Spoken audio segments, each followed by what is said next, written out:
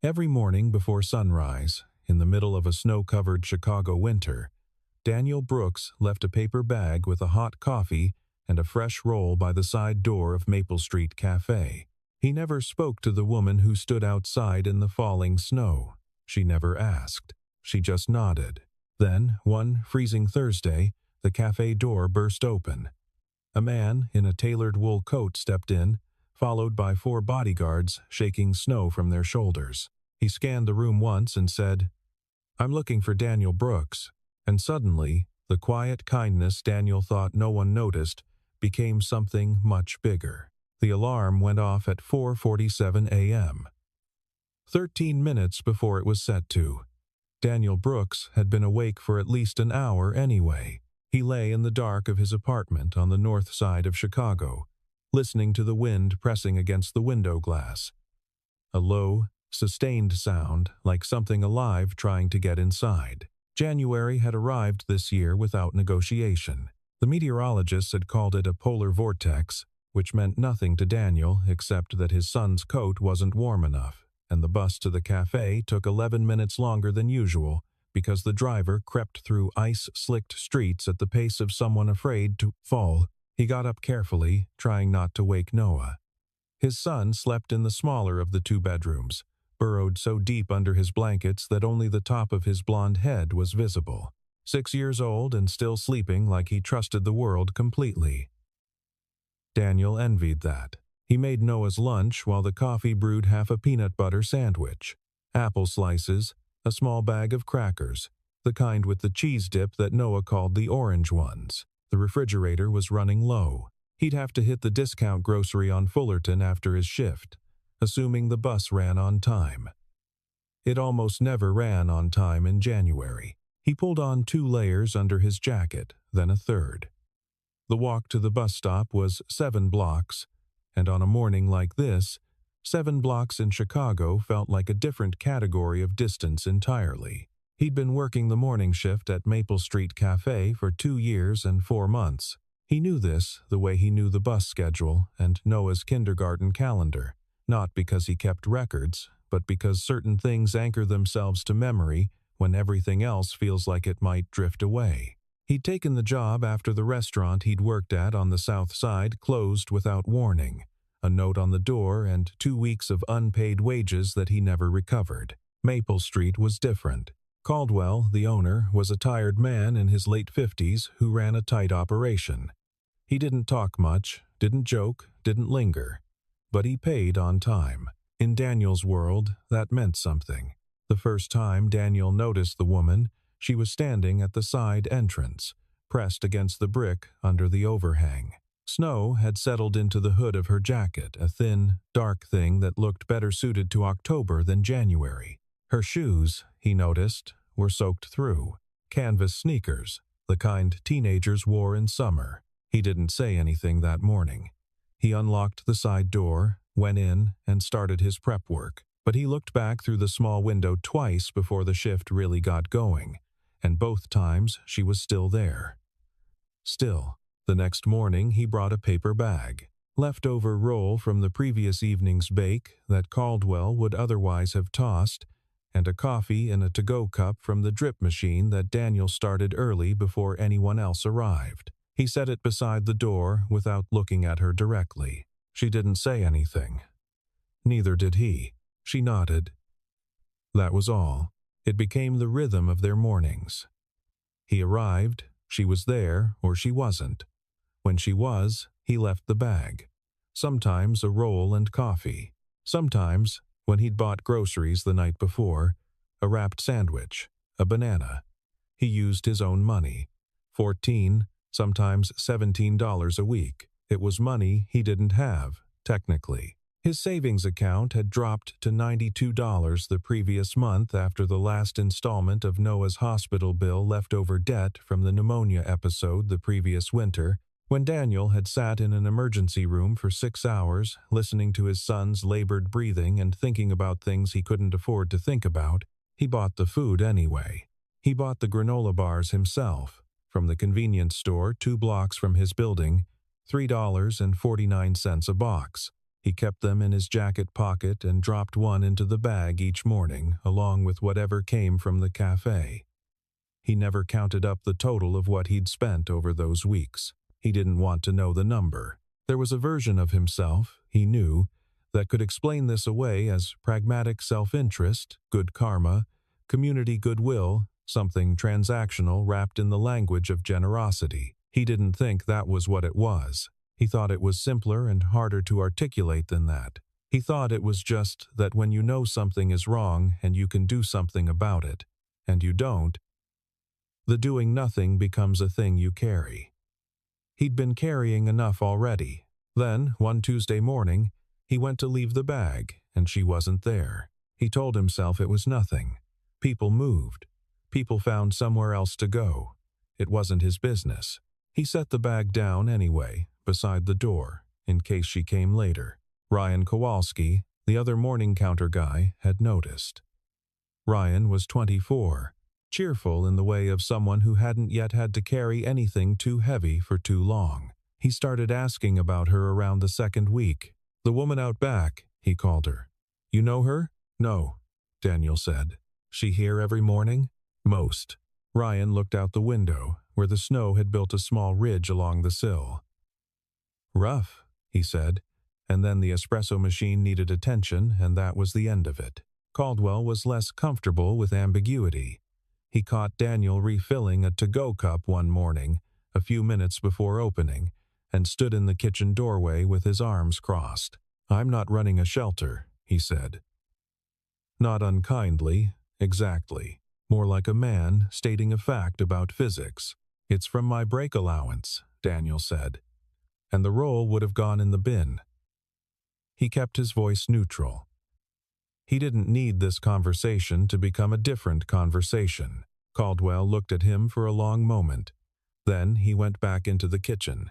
He never brought it up again, but Daniel noticed that the number of rolls going into the evening toss bin increased by 2 or 3 most days after that.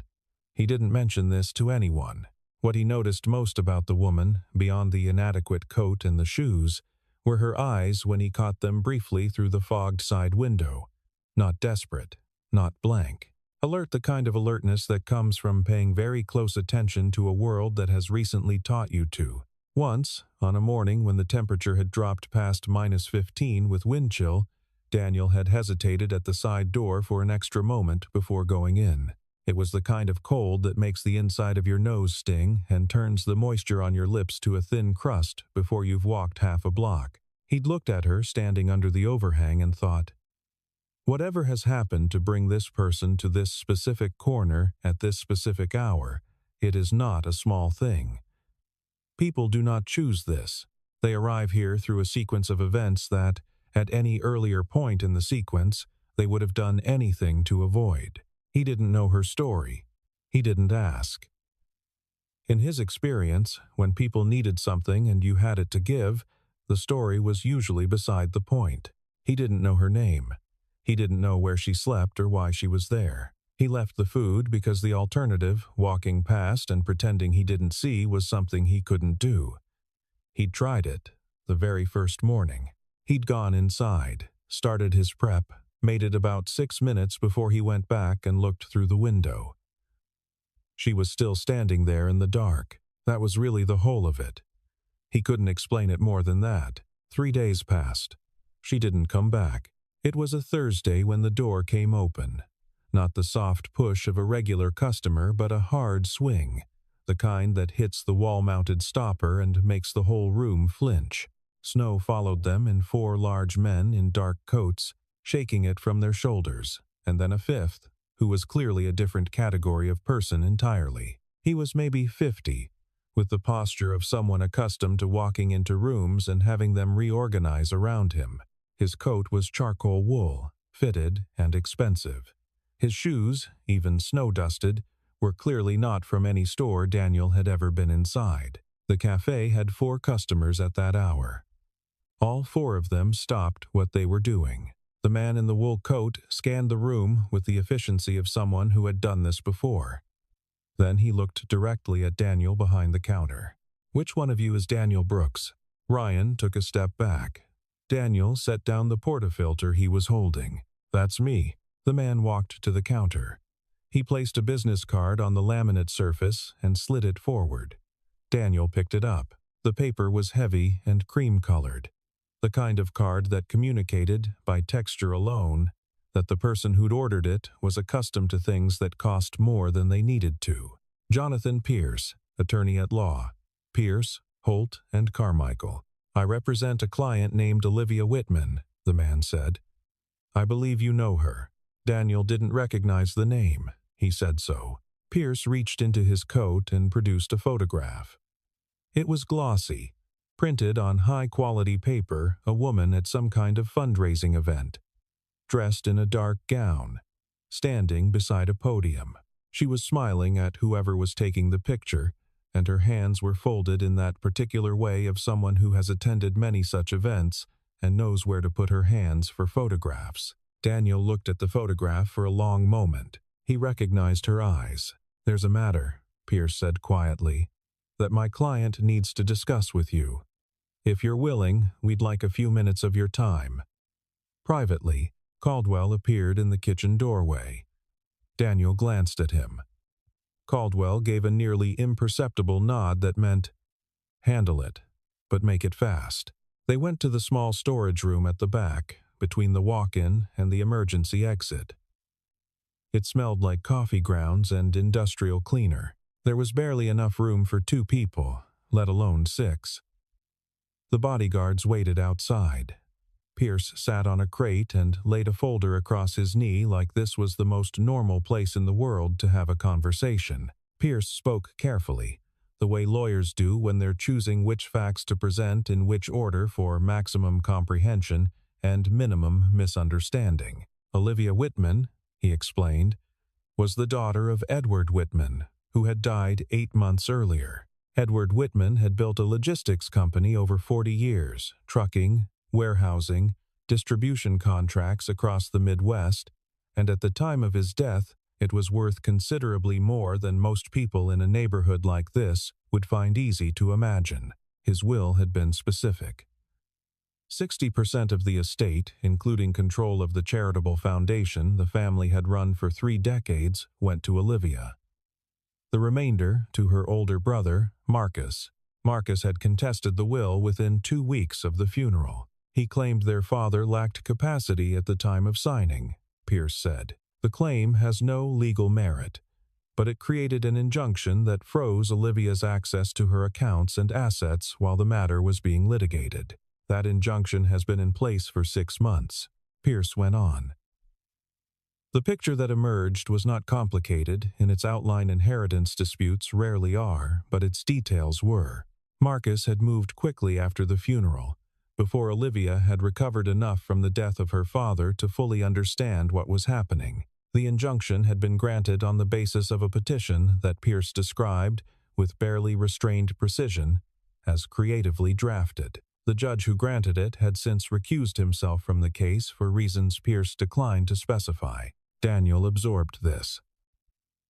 So she has no money. Technically, she has a great deal of money. She simply cannot access any of it. She has a small amount of personal cash she'd kept separate from the estate, enough for a few months of basic expenses, but it ran out in November. She's been staying in rotating arrangements since then. Friends, acquaintances. But Marcus hired investigators. Anyone who assisted her was approached. The pressure made it difficult for people to continue helping. Approached, Daniel said. Pierce nodded. He didn't elaborate, and his expression made clear that elaboration wasn't necessary. Olivia chose to remain anonymous during this period. She believed correctly, as it turned out that being traceable would only give Marcus additional leverage. She didn't tell anyone her real name, including you. She wants me to apologize for that, in her words. What does she need from me? Pierce opened the folder. The court date is in 3 weeks. The primary argument being made against Olivia is that she is unstable, isolated, and incapable of managing the foundation's responsibilities. Marcus's legal team has assembled a narrative. To counter it, we need witnesses who interacted with her during this period, people who can speak to who she actually is, how she carries herself, whether she exhibited signs of the instability being claimed. He paused. You are the only person, in 6 months, who helped her consistently, without knowing who she was, without any transaction involved. You're the only person, Mr. Brooks, whose assistance carries no possible appearance of self-interest. Daniel looked at the photograph again. The woman at the podium. The woman in the thin coat. I need to think, he said. The anonymous call came 2 days later. No caller ID. A man's voice, not threatening exactly, but shaped in a way that communicated threat without saying anything that could be transcribed and used against him. He mentioned the café. He mentioned Noah's school. He didn't make any specific statements. He didn't need to. 3 days after that, a food safety inspector arrived at Maple Street Cafe at 7:15 the morning, before the first real rush, with a clipboard and the particular expression of someone sent to find something whether or not it was there. He spent 2 hours going through the walk-in, the prep area, the hand-washing stations. He cited the cafe for a temperature discrepancy in one of the reach-in coolers, a variance of 2 degrees, and left a notice requiring a follow-up inspection within 10 days. Caldwell said nothing to Daniel directly.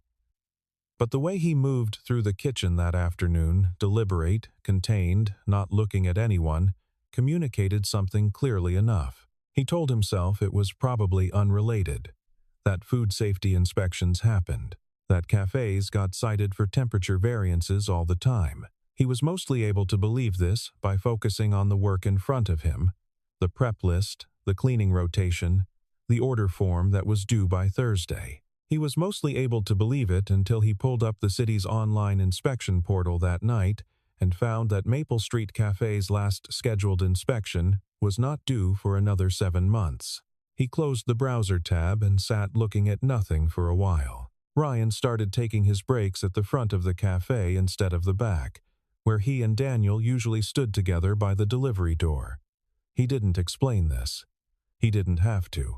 Daniel sat at his kitchen table that night after putting Noah to bed and looked at his bank balance on his phone. $92. There was rent in 11 days. There was the follow-up payment on Noah's hospital balance, which the billing office had already extended twice. There was the cost of Noah's school field trip, $22, due Friday, which he had been trying to figure out since the permission slip came home. He set the phone face down on the table. Noah appeared in the hallway in his pajamas, squinting against the kitchen light. Dad? Are we moving? No. Why? Jonah at school said his family's moving because they can't pay for their apartment. We're not moving. Go back to bed. Noah stood there for another few seconds in the way that 6-year-olds do when they're deciding whether to believe something or keep asking questions. Then he went back to his room. Daniel sat in the kitchen until past midnight. He went through the numbers 3 different ways, as though the arithmetic might change if he approached it from a different angle. It didn't. He thought about calling Pierce and declining, saying it was too much, saying he had a kid, he had a job he couldn't afford to lose, he had no savings and a hospital bill that wasn't going away. All of this would have been entirely true. He thought about the woman in the thin coat, standing in the snow at 5 in the morning, not asking anyone for anything, just standing there. He thought about what he would want, if it were ever Noah out there someday, in a different version of this world, with the wrong coat and the wrong shoes and no one looking. He didn't sleep. He lay in the dark listening to the radiator knock and hiss and to Noah breathing quietly in the next room. Outside, snow fell again, because it was January in Chicago, and that was what January in Chicago did. He thought about a lot of things. He thought about his mother, who had worked 2 jobs for most of his childhood, and who had said, more than once, that the only thing you really own is the kind of person you decide to be. He'd thought of that as a bit sentimental when he was younger. He understood it differently now. He thought about the morning 3 years ago when Noah was in the hospital with pneumonia, and a nurse named Beverly had pulled a chair up beside Daniel in the waiting room at 2 in the morning and sat with him for 20 minutes without saying a single word. He hadn't thanked her, not properly. He didn't have the words at the time. He thought about the way people talk about doing the right thing as though it were always obvious and cost-free, when in practice it is almost never either of those things. He got up at 4:30, made coffee, and sat at the table until the light in Noah's room clicked on at 6. He got Noah up, made breakfast, walked him to the bus stop, watched the bus pull away in the gray morning light. Then he walked back inside, picked up his phone, and dialed the number on Pierce's card. Pierce answered on the second ring. "Tell me what I need to do," Daniel said. The Daily Center was a building that took itself seriously. Daniel had been inside it once before, for a parking dispute that had taken 4 hours to resolve and gone nowhere. He wore his good jacket, the one he kept for job interviews. It was slightly too light for the weather and slightly too formal for who he was, but it was the best thing he had, so he wore it.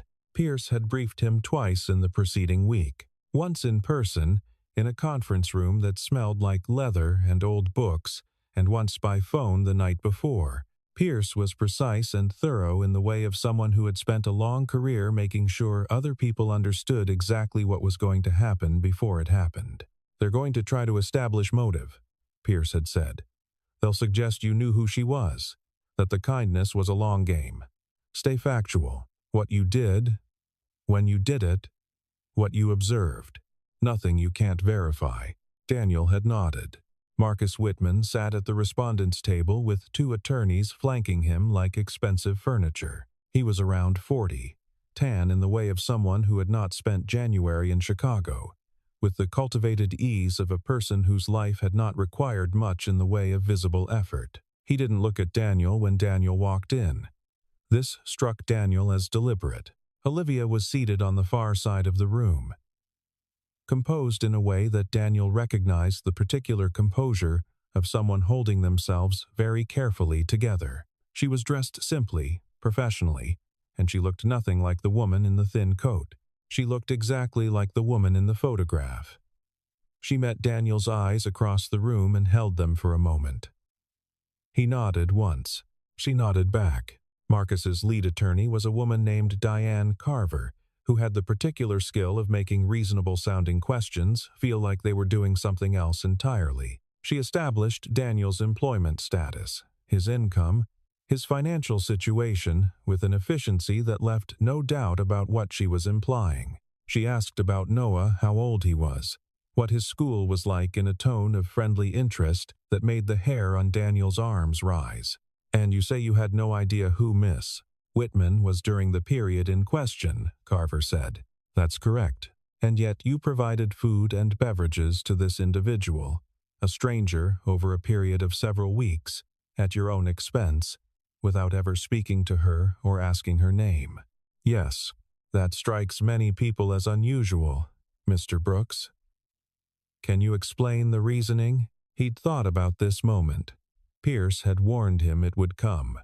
He'd rehearsed several answers, all of them more precise, more legal-sounding. In the moment, he set them aside. "Because she was cold," he said. "And no one else was doing anything about it." Carver waited, as though there might be more.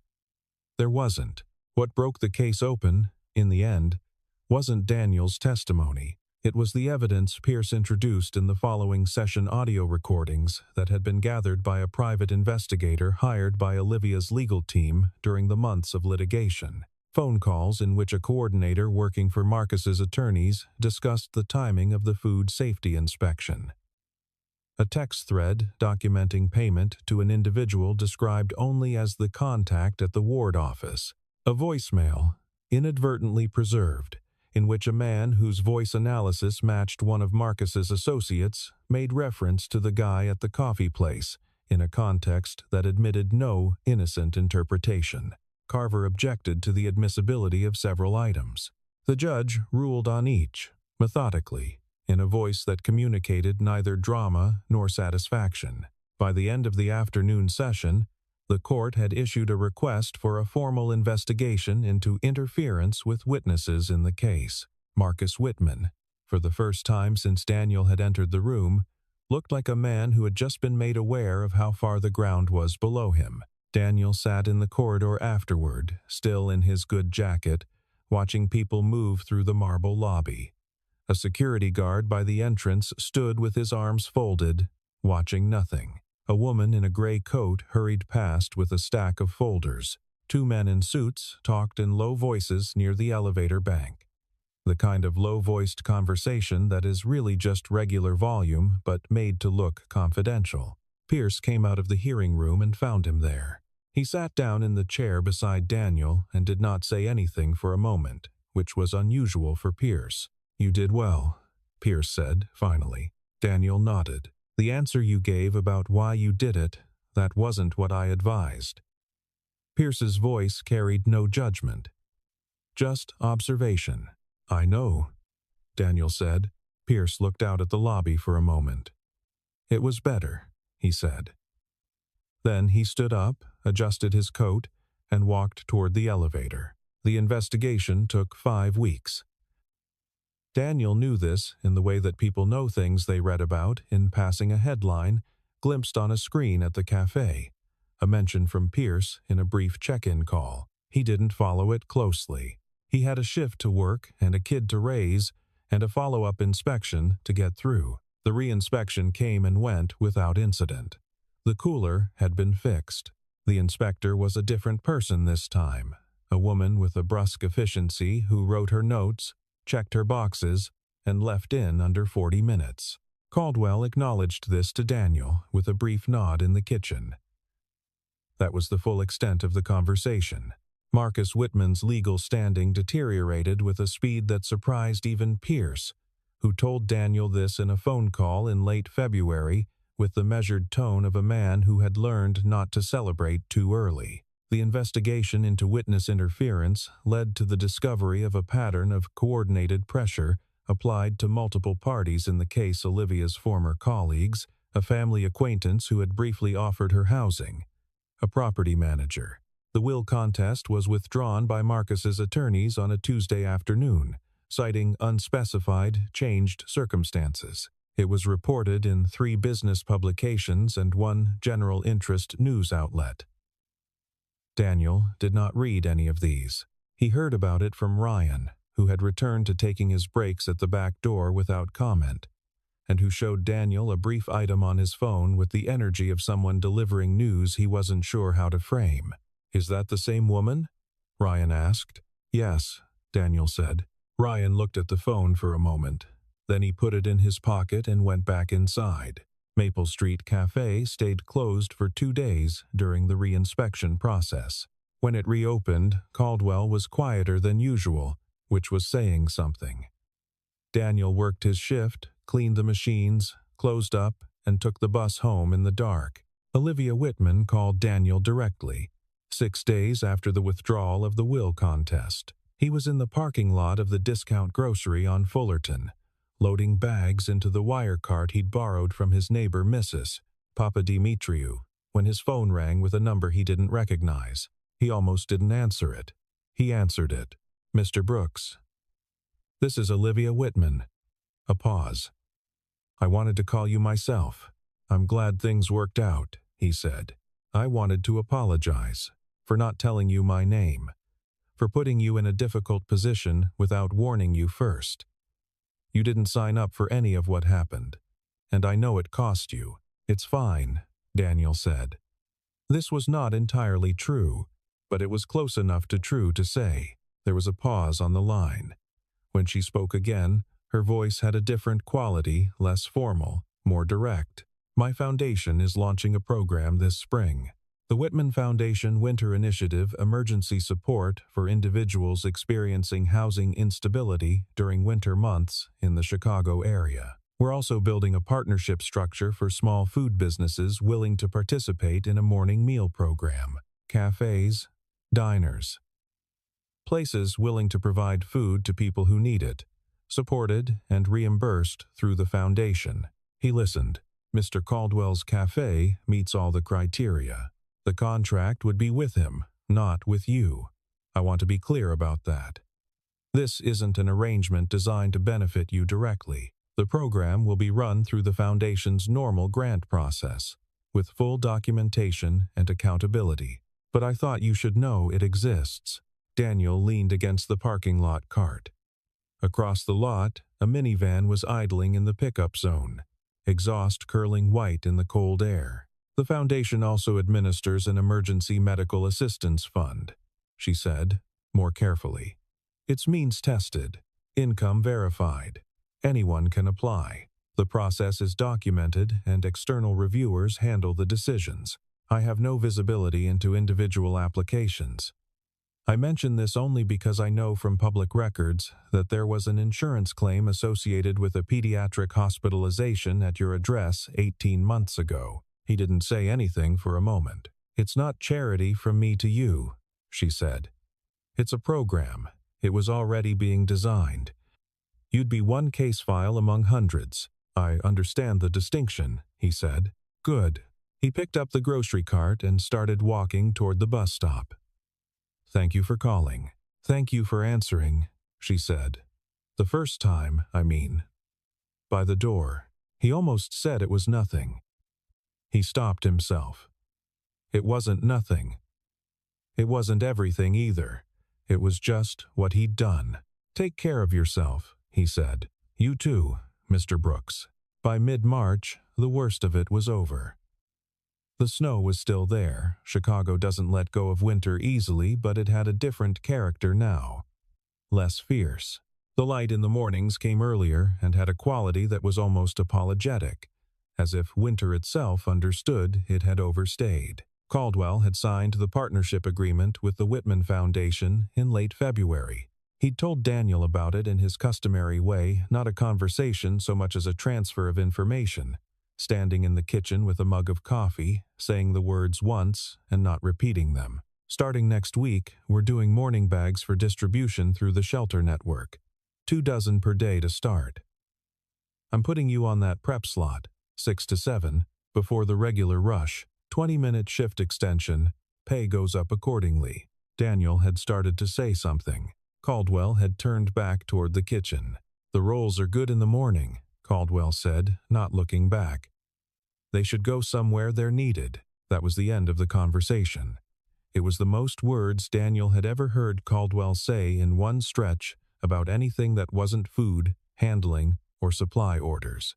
Noah got his field trip money on time.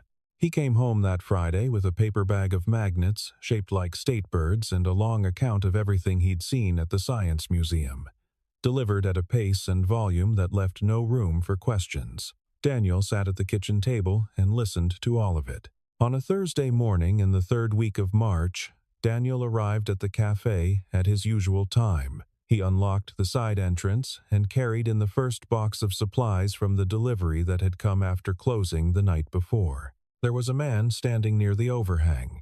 He was older, maybe 60, in a coat that was too thin for the weather.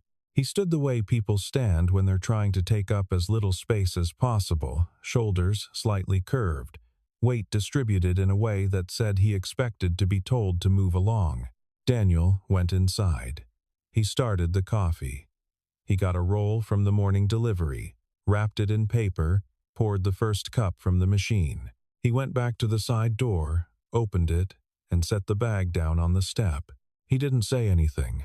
He went back inside. Through the small side window, fogged with the temperature difference between inside and out, he watched the man pick up the bag. The man stood still for a moment, holding it with both hands, looking at nothing in particular. Then he gave a slow, careful nod to the closed door and walked on. Daniel turned back to the prep counter and started setting up for the morning rush. The morning bags were stacked near the side door now, labeled and ready 24 of them, each with a roll, a small carton of orange juice, and a granola bar. They'd go out with the Shelter Network's morning pickup at 8. Caldwell had ordered new insulated bags for the purpose, which cost more than the standard paper kind. He had not commented on this expenditure. Ryan had started showing up 5 minutes early. This had not been discussed. It had simply begun happening. He and Daniel worked the setup together in the quiet of the café before opening, the espresso machine warming up, the chairs still upturned on the tables, light coming gray and early through the front windows.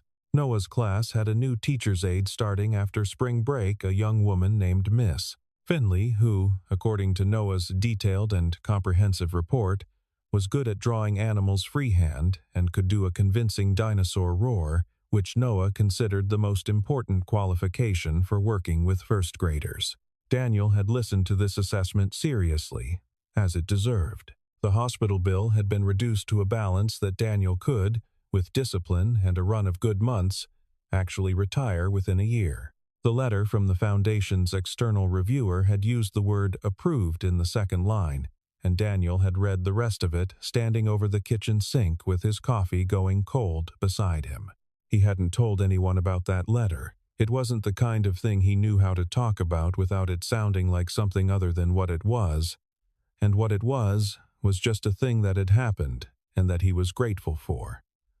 That was all. Somewhere in the city, Olivia Whitman was sitting in an office that had been hers since before she could remember, running the numbers on spring programming, figuring out how many people they could reach before the weather turned.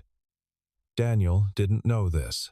He knew it the way you know things about people you've never fully met, in the way that the shape of a brief exchange, a photograph, an 8-second nod in the snow, accumulates into something closer to understanding than it has any right to be. He thought she was probably good at it. He thought she would probably get better. Outside, the snow kept falling, lighter now than it had been in January. The kind of snow that doesn't mean to stick.